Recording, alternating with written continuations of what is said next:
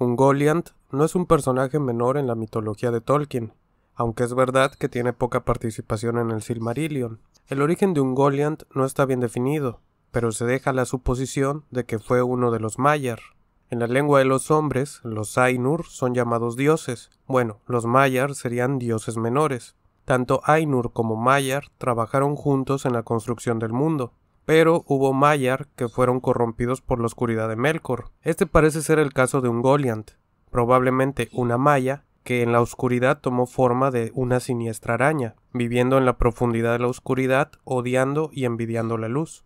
Ungoliant vivía en una hondonada al sur de Valinor, en Avatar, una región oscura alejada de la luz de los árboles sagrados de Valinor. Ungoliant fue visitada por Melkor, que buscaba robar los Silmarils. Los Silmarils eran 3 gemas que contenían la luz de los árboles sagrados de Valinor, gemas creadas por el elfo llamado Feanor.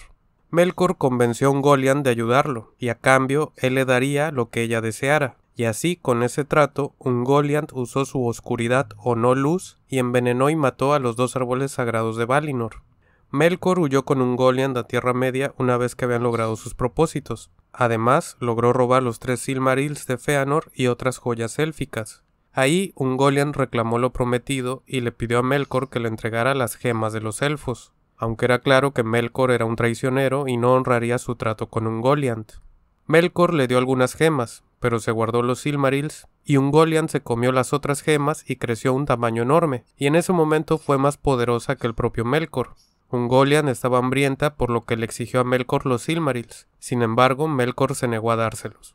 Hubo una pelea entre ambos por los Silmarils. Aunque no hubo testigos de la pelea, se sabe que Ungoliant lastimó a Melkor, ya que éste lanzó un chillido de dolor que ensombreció y llenó de miedo y de terror a toda la Tierra Media. Melkor logró escapar con los Silmarils de su batalla con Ungoliant, y Ungoliant, al no poder comerse las gemas, se refugió en Nan Dungortev.